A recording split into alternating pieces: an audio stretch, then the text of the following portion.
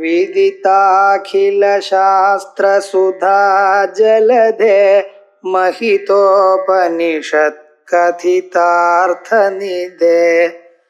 हृदये कलये विमलं चरणं भवशङ्कर देशिकमे शरणम् करुणावरुणालय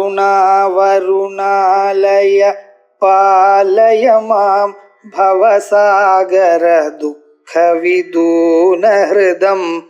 रचयाखिल दर्शन तत्त्वविदं भवशङ्कर देशिकमे शरणम्। ओम श्री गुरुभ्यो नमः। हरिहरसुरन अय्यप्प स्वामिये शरणमय्यप्पा। ओम सदाशिवसमारम्भां शंकराचार्यमध्यमाम् अस्मदाचार्यपर्यन्तां वन्दे गुरुपरम्पराम्। नमस्ते सर्वशक्ताय नित्याय परमात्मने पुरुषाय आदिबीजाय परेशाय नमो नमः।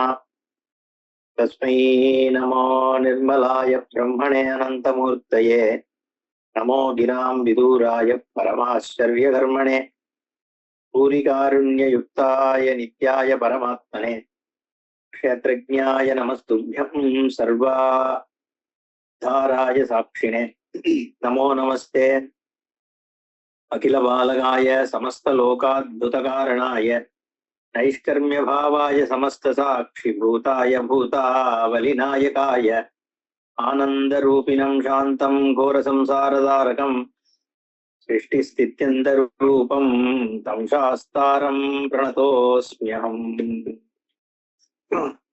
कालाश्वोपरि संस्थितं कलुषविध्वंसं कलावल्लभं शूलारिक्षुरिकेषु चापमसिचं मशम् शङ्खमष्टायुधं बिभ्राणं करपल्लवाष्टकतलेष्वानन्दरूपं परं भूतेशं पुरुषोत्तमं करुणया पूर्णं भजे सन्ततम्।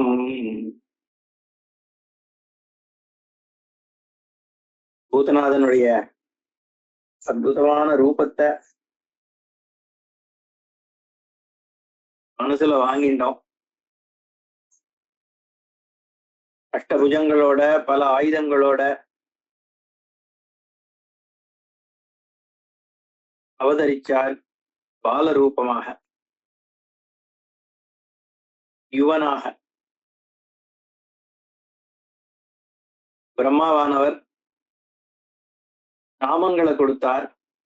எஸ்து சர்வேஷு பூதேஷு ஜீவரூபேண வர்த்ததே அத பூதேஸ்வராக்கியான் கிருத்தவான் தஸ்ய பத்மஜா.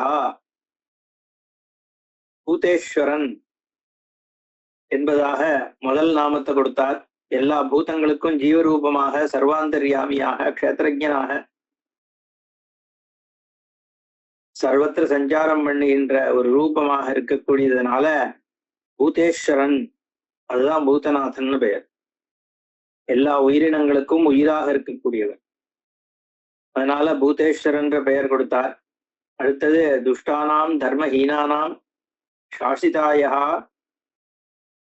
சாசிதாயஸ்து பூதலே தர்மசாஸ்தா இதி புரோக்தம் தஸ்மாத் தஸ்யாபிதானகம். இன்னொரு அபிதா பெயர் கொடுத்தார் தர்மசாஸ்தான்னு.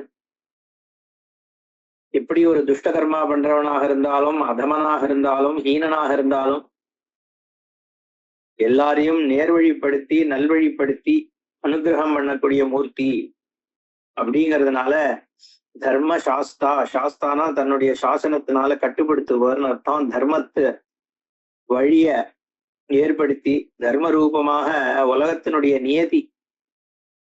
தர்மம்ங்கிறது உலக நியதி. வாயுவனுடைய தர்மம் காத்து அடிக்கிறது, அக்னியினுடைய தர்மம் விஷயங்களை எரிக்கிறது, மேகத்தினுடைய தர்மம் மழை பெய்யறது, கண்ணனுடைய தர்மம் பார்க்கறது. இப்படி natural forces and laws and அதெல்லாம் இருக்கோ இல்லையோ, அதெல்லாம் தர்மம்னு சொல்றது. அப்ப இயக்கம் என்ன, அந்த இயக்கத்தை அது படி சரியாக இயங்கினாதான் உலகத்தினுடைய ஸ்திதி நடக்கும். இங்க தர்மசாஸ்தாவானவர் ஈஸ்வரனாகவே இருக்கிறதுனால உலகத்தினுடைய நியதிகளை இயங்க வைக்கிறதுனால அவருக்கு தர்மசாஸ்தான் பெயர். பீஷாஸ்மாத் துவாதா பவதே பீஷோ உதேதி சூர்யா பீஷாஸ்மாத் அக்னிஷ்ட இந்திரஷ்ட மிருத்யுர்தாவதி பஞ்சம இதின்னு வேதம் சொல்றாரு. அந்த பரபிரம்மத்தினுடைய ஒரு தர்ம பரிபாலனத்தினாலதான் இந்த உலகம் இயங்கிறது. அது சாஸ்தாவாக இருந்து கொண்டு தர்மங்களை நடத்துகின்றவர்ன்றதுனால தர்மசாஸ்தா. பூதேஸ்வரனாக இருக்கிறவர் தான் தர்மசாஸ்தாவா இருக்க முடியும். ரெண்டும் ஒரே பிரம்ம வஸ்து தான். வராயகுப்தன்னு இன்னொரு நாமம் கொடுக்கிறார். பரதத்வஞ்ச சர்வஞ்ச கோபாவானன் மானசேதுயா தஸ்மாத் பராய குப்தாக்கியாம் கிருத்தவான் தஸ்ய பத்மபூஹு. குப்தமாக இருக்கிறார், எல்லாத்திற்கும் அந்தர்யாமியாக இருக்கார். ஆனா எல்லாராலையும் தெரிஞ்சுக்க முடியாது. எல்லா இடத்துலயும் பகவான் தான் இருக்கார். யாருக்கு அனுகிரகம் இருக்கோ அவளாலதான் தெரிஞ்சுக்க முடியாது. அதனால பரகோபனமாக இருக்கார், குப்பியமாக இருக்கார். பராய குப்தா சாதாரண ரகசியம் இல்ல, பரம ரகசியமா இருக்கார் சாஸ்தா. அதனால பராய குப்தன்னு ஒரு நாமம் கொடுக்கிறார் பிரம்மா. எல்லா ஆத்ம வஸ்துவனுடைய சுரூபத்தை வச்சுன்னு கொடுக்கிறார். பிரம்மாவாச்சே, சாட்சாத் பரபிரம்மமாச்சே அவர். அதனால அந்த ஹரிஹரபுத்திரனுடைய தன்மையை தெரிஞ்சுட்டு பராயகுப்தன்னு ஒரு நாமத்தை கொடுக்கிறார். அப்புறம் ஆரிய பிதான்னு இன்னொரு நாமம். ஏன்னா எஸ்து ஆரியானாம் சர்வேஷாம் பிதா இவ விபாதிதே தஸ்மாத் ஆரிய பிதாகி ஏவம் தஸ்யாக்கியாம் கிருத்தவான் விதி. ஆரிய பிதா சிரேஷ்டர்களுக்கெல்லாம் சிரேஷ்டராக இருக்கிறதுனால, உயர்வானவர்களுக்கெல்லாம் உயர்வாக இருக்கிறதுனால ஆரிய பிதா என்ற நாமத்தை கொடுத்து இப்படி அந்த ஆரிய தாத்தன் அப்படிங்கிற பெயரை கொடுக்கிறார். ஆரிய பிதாக்கு ஆரிய தாத்தன்னு ஒரு பெயர். பிதானா தாத்தன் தானே, தாத்தா அப்படின்னா பிதான்னு அர்த்தம். இப்படி இருக்கக்கூடிய அந்த அவதாரம் பண்ணி இருக்கிற சாஸ்தாவை தேவர்கள் முனிவர்கள்லாம் ஸ்தோத்திரம் பண்றா. ஓம் நமஸ்தே. பேர்பட்ட இந்த சாஸ்தாக்கு நமஸ்காரம். எப்பேற்பட்டவர்னா சர்வசக்தாய. உலகத்துல இருக்கக்கூடிய சக்திகள், இயற்கை தத்துவங்கள், சீற்றங்கள், நம்ம உயிர் இயக்கம், நமக்கு வரக்கூடிய மூச்சு, சூரியனுடைய பிரகாசம், அடிக்கின்ற வாயு, நம்ம தாகத்தை தீர்க்கின்ற ஜலம், நம்ம வயத்துல ஜீரணம் செய்கின்ற சக்தியாக இருக்கக்கூடிய அக்னி, உலகத்துல எல்லாத்தையும் பக்குவம் பண்ணக்கூடிய அக்னி, இப்படி எல்லா பூதங்களாகவும் எல்லா விதமான சக்தியாகவும் இயங்கின்றிருக்கிற அந்த சர்வ சக்தாய நமஹா. அவனுடைய சக்தினாலதான் சூரியன் பிரகாசிக்கிறது, அவனுடைய சக்தினாலதான் பூமி சுத்துறது, அவனுடைய சக்தினாலதான் பல கிரகங்கள் தங்களுடைய சஞ்சாரத்தை பண்ணிட்டு இருக்கு, அவனுடைய சக்தினாலதான் மேகங்கள் மழையை பொழியறது. இப்படி சர்வசக்தன் பேர்பட்ட உனக்கு நமஸ்காரம். நித்யாய. இன்னைக்கு நாளைக்கு நேத்திக்கு அப்படிங்கிறதெல்லாம் கடந்து காலத்திற்கு அப்பால் இருந்து கொண்டு நித்தியமாக இருந்துட்டு இருக்கவர். மற்றதெல்லாம் மாறிட்டு இருக்கும். மாறாம இருக்கிற சொரூபம் சாஸ்தாவினுடைய சொரூபம். நித்தியமாக இருக்கார் எந்த காலத்திலையும். இப்ப ஆவிர்பவிச்சார், இப்ப வந்தார் போனார்னா மறைஞ்சு இருக்கிறவர் காண்பிச்சு கொடுத்தார் தன்னை, அவ்வளவுதானே வழிய அதுக்கு முன்னாடி அவர் இல்லைன்னு அர்த்தம் கிடையாது. அதனால நித்திய ஸ்வரூபம்.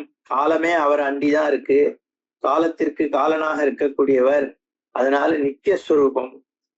எப்படி நித்தியன்னா பரமாத்மனே, எல்லாவற்றிற்கும் ஆத்மாவா, ஆதிபூதமா, ஆதாரபூதமா இருக்கக்கூடியவர் அவர்தான். அதனால பரமாத்மனே. அப்புறம் சாஸ்தா புருஷாய, அவர்தான் புருஷன். ஏற்கனவே பார்த்தோம், புருஷன் என்கின்றது ஈஸ்வரிய சக்தி தான் புருஷன். பரமேஸ்வரன் சொல்லலையா மகாவிஷ்ணுட்ட, என்னோட புருஷ சக்தி நீர் தான் அப்படின்னு. புருஷயனாத் புருஷா அப்படின்னு ஒரு பதம் இருக்கு. எல்லாவற்றிற்கும் அந்தர்யாமியாக இருக்கிறவர்னால புருஷன் பெயர். இல்ல பூரணத்துவம் பூரணமாக எல்லாத்தையும் வியாபிச்சு இருக்கிறதுனாலையும் புருஷன் பெயர். அப்பேற்பட்ட புருஷனாகிய தர்மசாஸ்தாக்கு நமஸ்காரம். ஆதி பீஜாய, ஆதி பீஜம், எல்லா சிருஷ்டிக்கும் காரணம் அவர்தான். பீஜம்தான் அங்குரமாறுது, அங்குரம் தான் விரக்ஷமாகிறது, விரக்ஷத்துல தான் பலம் வர்றது, புஷ்பங்கள் வருது. ஆனா காரணம் எதுன்னா பீஜம்தான் காரணம். அந்த மாதிரி பீஜபூதமாக இருக்கார் தர்மசாஸ்தா. எல்லாவற்றுக்கும் ஆதார ரூபமாக இருக்கிறதுனால பீஜம் இவர்தான் காரணம். உலகம் முழுக்க காரியம், ஜெகத்துக்கு காரணமா இருக்கிறதுனால பீஜம்னு சொல்றது. அகம் பீஜப்பத பிதா அப்படின்றார் கீதையிலேயே பகவான். அந்த சுரூபம் தான் இங்க சாஸ்தாவா இருக்கிறதுனால பீஜாய பர ஈஷாய, எல்லாவற்றுக்கும் ஈஸ்வரன். ஈஸ்வரன்னா லார்டு, இறை, அதுதான் ஈஸ்வரன் சொல்றது. பர ஈசானாய, பர ஈஷாய நமோ நம. பேர்பட்ட சுரூபத்துக்கு நமஸ்காரம் நமஸ்காரம் நமஸ்காரம் நமஸ்காரம்னு எல்லாம் நமஸ்காரம் பண்றா. ஏன்னா பரசக்தி இல்லையா, பரபிரம்மம் சர்வவியாபி, எப்பேற்பட்ட மகத்தான ஒரு சக்தி. நம்ம எல்லாம் அதனுடைய பாத சரணாரவிந்தத்துல நமஸ்காரம் பண்றது பாக்கியம் அப்படின்னு தேவர்கள் எல்லாரும் அதை புரிஞ்சுண்டு பண்றா. தஸ்மை நமோ நிர்மலாய. அப்பேற்பட்ட சாஸ்தா கிட்ட ஏதாவது ஒரு சின்ன களங்கம் இருக்குமே, கோபம் வரும், ஆசை வரும் அப்படின்னு இருக்கான்னா ஒன்னும் ஒரு மலமும் கிடையாது. விருப்பு வெறுப்புக்கெல்லாம் அப்பாற்பட்டவன், அஞ்ஞானத்துக்கெல்லாம் அப்பாற்பட்டவன். இது எல்லாத்துக்கும் தாண்டின ஒரு நிர்மலமான ஸ்வரூபம், சுத்தமான ஸ்வரூபம். நினைக்கவே முடியாத அளவுக்கு ஒரு சுத்தம், பரிசுத்தமான ஸ்வரூபம். பரிசுத்த ஆவின்னு சொல்றாள், அந்த மாதிரி அவள்லாம். நிர்மலம், பலம் இல்லாதவர், கொஞ்சம் கூட கலக்கமே கிடையாது. எல்லா கலக்கமும் அவரை தாண்டி வெளியில இருக்கிற விஷயங்கள்ல மித்யாபூதமான ஜெகத்துல இருக்க வழிய அவர் சொச்சமான ஒரு ஸ்வரூபம். பிரம்மனே, அளவிடற்கரியாதவர் அவர். எங்க பார்த்தாலும் அதே சாஸ்தா தான் இருக்கார், நமக்கு தெரியல, மறைஞ்சிருக்கார். விறகில் தீயினன் பாலின் படு நெய்போல் மறைய நின்றுளான். அதனால பிரம்மம்னு ஒரு பெயர். இருக்கிறதுலயே உயர்வானது, எங்கும் நிறைஞ்சிருக்கிறதுக்கு பிரம்மம்னு பெயர். அதனாலதான் அனந்த மூர்த்தையே, அந்தமே கிடையாது, எங்கேயும் அவர் இல்லை. இல்ல காலத்தினாலையும் அனந்தம், இது வரைக்கும் அவர் இருந்தார், இதுக்கப்புறம் இல்லைன்றது கிடையாது. தேசத்தினாலையும் இந்த இடத்துக்கு வரைக்கும் அவர் இருந்தார், இதுக்கப்புறம் இருக்கிற இடத்துல ஐயப்பன் இல்லைன்னு கிடையாது. மூர்த்தமாவும் இருக்கார், அமூர்த்தமாவும் இருக்கார். அப்படி இருக்கிறவர் தான் சாஸ்தா. நமோ கிராம் விதூராய பரமாச்சரிய கர்மனே. வாக்கினுடைய ஆதாரமாக இருக்கார், துன்பங்களை நீக்கிறவராக இருக்கார், ஆச்சரியமான விஷயங்களை பண்றார். பக்தர்களுக்கு வேண்டுகிறத அப்படியே நினைச்ச மாத்திரத்துல பண்ணி கொடுக்கிறார், வியாதிகளை குணமாக்குறார். அந்த காடுகள்லயும் மலைகள்லயும் முள்ளுலயும் நடக்க முடியாதுன்னு சம்மரப்படுறவாத கூட நடத்தி கொண்டு வந்து சேர்த்துடுறார். ஆச்சரியமான விஷயங்கள்லாம் நடக்கிறது. அப்படி ஒரு அற்புதம் எத்தனையோ நடந்திருக்கு. மிராக்கிள்ஸ் மிராக்கிள்ஸ் மிராக்கிள்ஸ்னு மற்ற ரிலிஜன் சொல்றானே, சாஸ்தா ஐயப்ப பக்தர்களுக்கு நடந்த மிராக்கிள்ஸ் கணக்கில கிடையாது. அப்படி ஒரு ஆச்சரியமான கர்மாவை பண்றவர். எல்லாரையும் கயத்தினால சூத்திரத்துல வச்சுட்டு இருக்கா மாதிரி அத்தனை பேரையும் தன்னோட கட்டி வச்சுட்டு இருக்கார். ஒரு தடவை போயிட்டு வந்துட்டான்னா சபரிமலைக்கு போய் ஐயனை தரிசனம் பண்ணிட்டு வந்துட்டா திருப்பி திருப்பி எப்ப போகணும்ன்ற மனசு தவிச்சுட்டு இருக்கக்கூடிய ஒரு தன்மையானவன். பூரி காருண்ய யுக்தாய நித்யாய பரமாத்மனே. கருணை பூரி, மோட்சம், காருண்யம், இதெல்லாம் உண்டு அவருக்கு. சந்தோஷ திருப்தியாக இருப்பார், கருணையோட எல்லாருக்கும் வேண்ட பக்தர்களுக்கு காருண்யத்துல பக்தியே செலுத்தாதவன்ட்டு கூட கருணை காண்பிக்கக்கூடிய ஒரு பகவான். கருணைங்கிறது அவருடைய சுபாவம். ஏன்னா எல்லாருடைய ஆத்மாவாக இருக்கிறதுனால எல்லாருக்கும் பிரியத்து கொடுக்கக்கூடியவர். அவருடைய கருணைனாலதான் நம்ம மூச்சு விடுறோம், நம்ம வாழறோம்.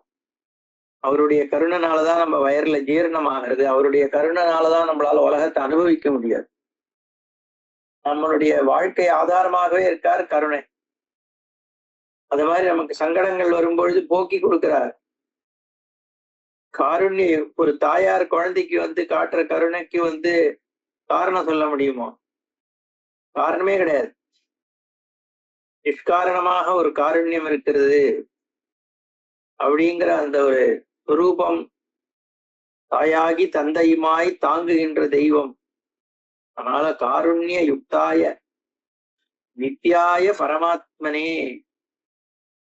ஏற்கனவே இதுக்கு அர்த்தம் சொல்லியாச்சு. நித்யாய பரமாத்மனே க்ஷேத்ரஜ்ஞாய நமஸ்துபியம் சர்வாதாராய சாட்சினே. க்ஷேத்ரஜ்ஞன் அப்படின்னா இதம் சரீரம் கௌந்தேய க்ஷேத்திரமிதி அபிதீயதே. இந்த உடம்ப க்ஷேத்திரம்னு சொல்றது.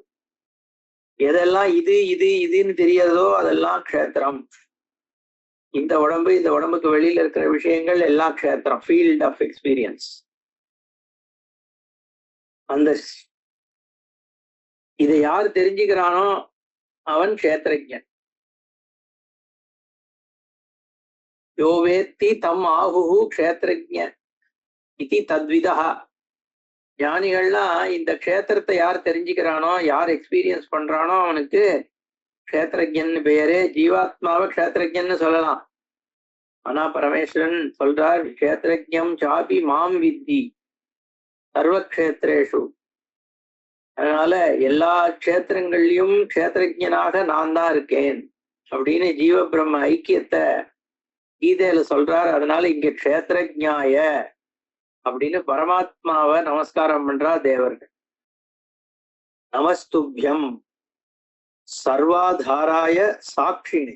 சர்வ ஆதாரம் சத்ஸ்வரூபமாக அவர் தான் இருக்கார். எந்த ஒரு விஷயத்தை எடுத்துட்டாலும் அதுக்கு ஆதேயமா தான் அது இருக்கு. அதனுடைய ஆதாரம் எதுல அதெல்லாம் தாங்கப்படுறதுன்னு பார்த்தா சத்ஸ்வரூபத்துலதான் எல்லாம் தாங்கப்படுது. மற்ற நாமரூபங்கள் எல்லாம் மாறிண்டே இருக்கு, சத்ஸ்வரூபம் இருந்துட்டே இருக்குன்றதுனால அதுதான் சர்வ அனுபவத்துக்கும் ஆதாரம்.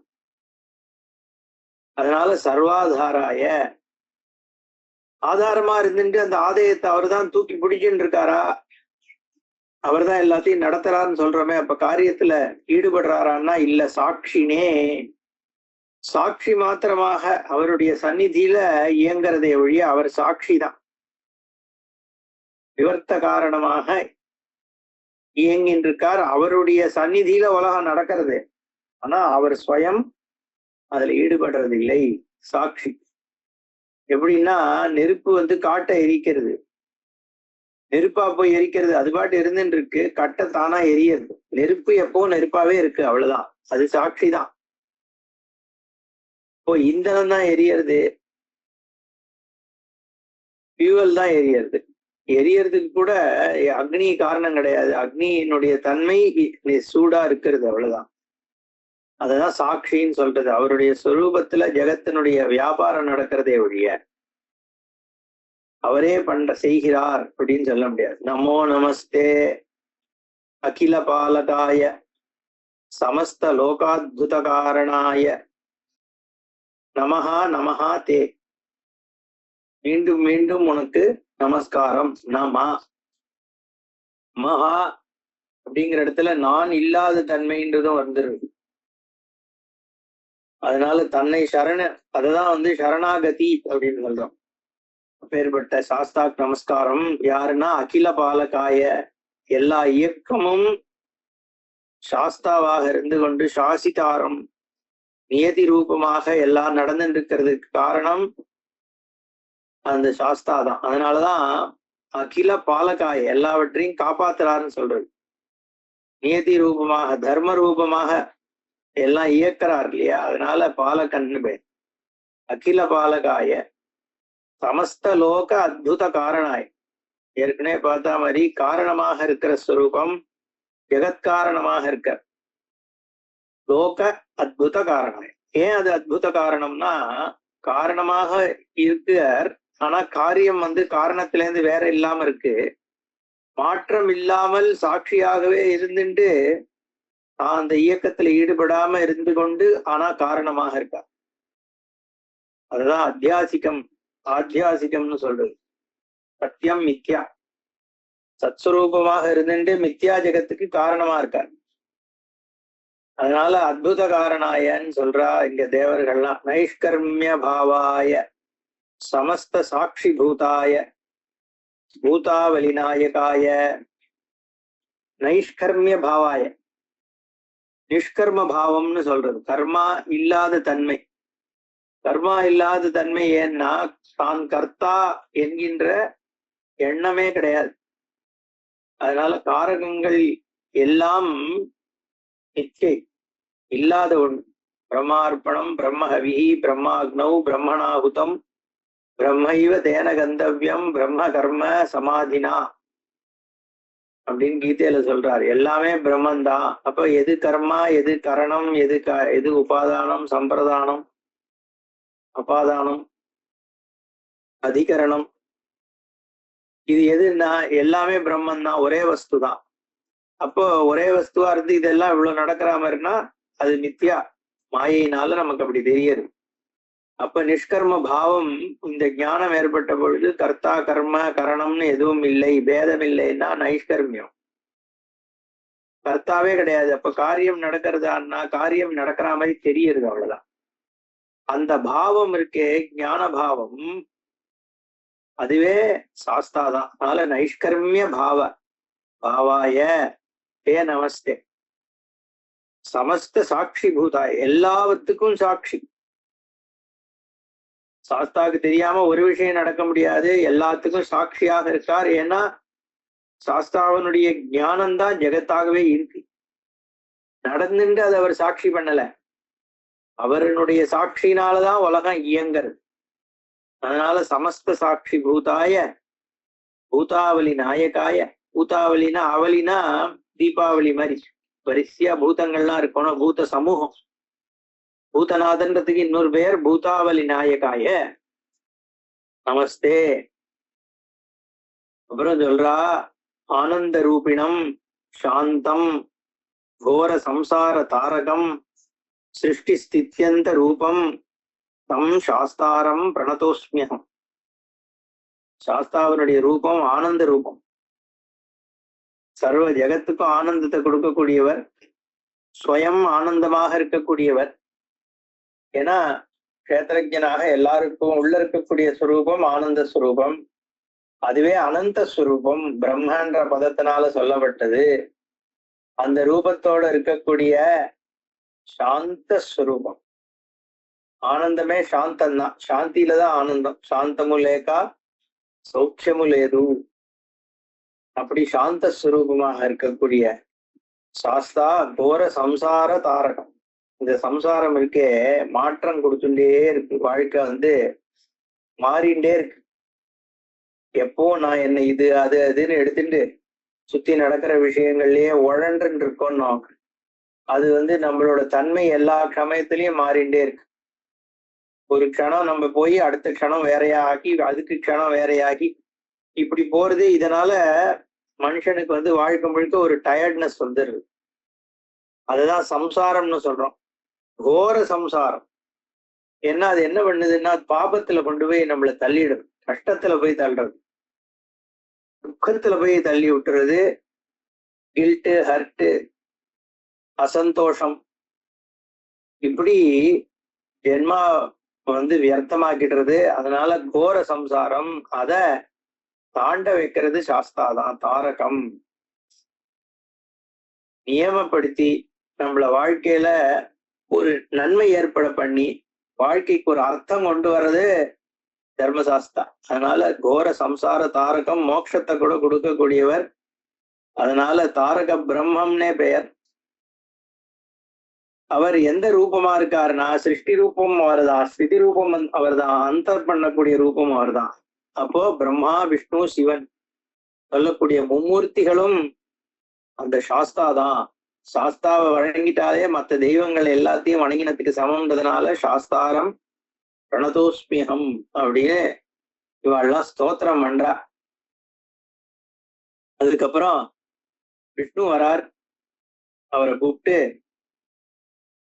நீ போய் கைலாசத்துக்கு போ, அவர்தான் உன்னுடைய பிதா பரமேஸ்வரன் தான், அங்க போய் அவரோட நீ வாழ்ந்துட்டு வா.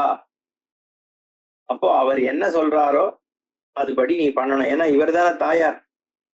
அதனால இவர் தந்தையார்கிட்ட போன்னு சொல்லி அனுப்பி வைக்கிறார். அந்த குழந்தையான தர்மசாஸ்தாவும் ஸ்தோத்திரம் பண்ண தேவர்களுக்கெல்லாம் அனுகிரகத்தை பண்ணிட்டு பரமேஸ்வரனோட பார்வதியோடவும் கைலாசத்துக்கு போயிடுறார். அங்க சுப்பிரமணியர், விக்னேஸ்வரர் இவா எல்லாரோடையும் ஆனந்தமா இருந்துட்டு இருக்கார். அப்போ பூதநாதன் என்ற பெயரோடு பூத கணங்களுக்கெல்லாம் தலைவராக இருந்து கொண்டு அந்த இடத்துல சின்ன குழந்தையாக யுவனாக வளர்ந்து வரார். பரமேஸ்வரன் அவருக்கு சந்தோஷமாக எல்லா விஷயங்களும் சொல்லி கொடுக்கிறார். பிள்ளையார், முருகன், நந்தி, பிருங்கி, பூதகணங்கள் எல்லாம் சாஸ்தாவோடு வாழ்ந்துட்டு வருது. அவள்லாம் நந்தி, பிருங்கி, பூதகணங்கள்லாம் பக்தியோடு இருக்கான். பூதநாதன் கிட்ட எல்லாம் ரொம்ப மரியாதையாகவும் பக்தியோடு அவரோட அன்புக்கு பாத்திரமாக இருந்துட்டு இருக்கா. பரமேஸ்வரனே குருவாக இருந்து எல்லா வித்தியைகள், வேதங்கள், ஆகமங்கள், அஷ்டாதச வித்தியைகள் எல்லாமே சொல்லி கொடுக்கிறாராம்.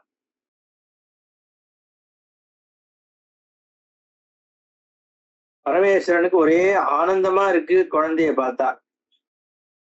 ஏகதா சுகமாசீனம் ஆஹூய நிஜாத்மஜம் தர்மசாஸ்தாரமித்யேவம் உவாச்ச புரசூதனஹா. பரமேஸ்வரனே தர்மசாஸ்தான்னு கூப்பிட்டாராம். சுகம் ஆசீனம் உட்கார்ந்து இருக்கார் சந்தோஷமா. நிஜாத்மஜம் ஆஹூய தன்னுடைய குழந்தைய கூப்பிடுறார். என்ன கூப்பிடுறார்? தர்மசாஸ்தாரம் இது ஏவம் உவாச்ச. தர்மசாஸ்தா அப்படின்னு சொல்லி சில விஷயங்களை சொல்றார். அவர் சொல்றார், நான் உனக்கு சொல்றதை கொஞ்சம் கேட்டுக்கோ. உன்னோட அவதாரம் காரணமாக தான் உருவாச்சு. எப்படி உன் சகோதரன் முருகப்பெருமானுடைய அவதாரமானது தாரகாசுரன், சிங்கமுகாசுரன், சூரபத்மன் இவாளெல்லாம் வதம் பண்றதுக்காக உற்பத்தியாச்சோ, உலகத்துக்கு ஞானோபதேசம் பண்றதுக்காக உற்பத்தியாச்சோ, அது மாதிரி உன்னுடைய அவதாரமும் முக்கியமா மகிஷிங்கிற ராட்சசிய வதம் பண்ணி அவளுக்கு மோட்சம் கொடுக்கறதுங்கிறது ஒரு காரணம்.